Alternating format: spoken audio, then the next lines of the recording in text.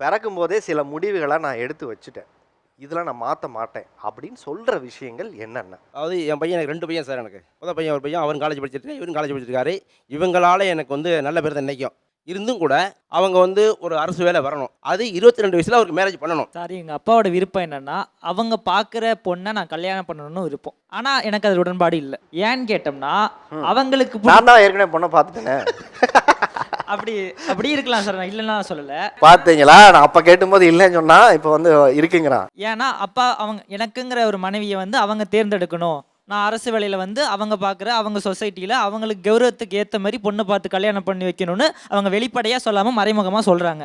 ஆனா எனக்கு என்ன ஆசைன்னா, நான் பார்த்து புரிஞ்சுக்கிட்டு என்னைய புரிஞ்சுக்கிட்ட பொண்ணு எனக்கு லைஃப் லாங் டிராவலா என் கூட வந்தா எனக்கு நல்லா இருக்கும்னு தோன்ற ஒரு ஆசை எனக்கு ஆசை தானே சார். ஆனா அதுக்கு அவர் ஃபைட் பண்ணனாக்கா அதுக்கு ஒரு வேலை தேவை சார். வேலை தேவைம்போது அந்த 22 வயசுல அந்த வேலை 20 வயசுல வேலை கிடைச்சா மட்டும்தான் அவர் ஃபியூச்சர்ல செட்டில் ஆக முடியும். ஒரு டிகிரி முடிச்சுட்டு வெளியில வர்றதுக்கே குறைந்தபட்சம் 21 வயசு ஆகுது சார். வந்து ஒரு வருடத்துல அந்த பையனுக்கு நீங்க வேலை கிடைச்சிடணும். அந்த ஒரு வருடம் முடிஞ்சு வேலைக்கு போய் சீட்டு உட்காரதுக்கு முன்னாடி அடுத்து கல்யாணம் பண்ணி 22 வயசுலன்னு சொல்றீங்க. இப்போ வந்து இப்போ எக்ஸாம் பூரா எப்போ சார் வந்துட்டு 10ஆவதுக்கு எக்ஸாம் வந்துட்டு இப்போ டிஎன்ஸ் எக்ஸாம் வந்துட்டு 10ஆவது ரிவ்யூ ஆயிடுறாங்க. அடுத்த ஜெனரேஷன் வந்து பாஸ்டாக போயிட்டு இருக்காங்க இன்னைக்கு. இப்போ நானும் இப்போ காலேஜ் படிச்சுக்கிட்டு இருக்கேன். இன்னும் 2 வருஷம் இருக்குது, 21 வயசு ஆகும். அதுக்கப்புறம் நான் படித்து நான் எக்ஸாமுக்கு படிக்கணும், இல்லை லைஃப்பை என்ஜாய் பண்ணணும். எனக்குன்னு பசங்க ஒரு சர்க்கிள் இருக்குது, எனக்குன்னு ஒரு கமிட்மெண்ட் இருக்குல்ல. அதை பூர்த்தி பண்ணாமல் நான் எப்படி ஒரு கவர்மெண்ட் வேலை வாங்க முடியும்? அது 22 வயசில் எப்படி வாங்க முடியும்? சரி, ஓகே, 22 வயசுல வாங்க முடியலாம், 25 வயசுல வேலை வாங்கணும் சார். இல்ல சார், அந்த வேலையில என்ன கிடைக்கும்னு நினைக்கிறீங்க சார்? அதெல்லாம் மரியாதை கிடைக்கும் சார். மரியாதை, தன்னோட குழந்தைகளை நல்லா படிக்க வைக்க முடியும். பொருளாதாரம்.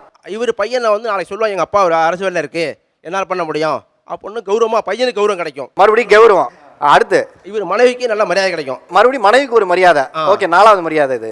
எந்த ஒரு சூழல்லையும் வறுமை நம்மளை தொடாது. மறுபடியும் பொருளாதாரம். பொருளாதாரம் 5யுமே நீங்க மாத்தி ஒரே விஷயத்தை தான் திருப்பி சொல்றீங்க. மரியாதை.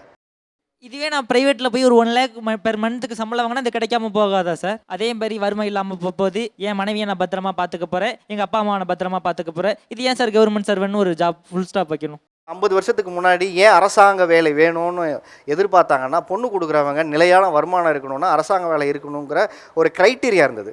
அப்போல்லாம் போலீஸ்காரங்களுக்கே பொண்ணு கொடுக்க மாட்டாங்க சார். போக்கத்த வேலை போலீஸ்காரன் வேலைன்னு சொல்கிற காலகட்டம் இருக்குது. இன்றைக்கி 2 லட்ச ரூபா கூட ஒரு பையனால் ஒரு மாதத்தில் சம்பாதிக்க முடியும், 3 லட்சம் கூட சம்பாதிக்க முடியும். இந்த படிக்கிற காலத்தில் அந்த பையனோட புத்திசாலித்தனத்தினால இன்னைக்கு உட்காந்த இடத்துல வந்து 25,000 ரூபாய் படிச்சுக்கிட்டே செய்ய முடியுது இல்லையா? நீங்கள் ஏன் அதுக்குள்ளே சிக்கி போகிறீங்க?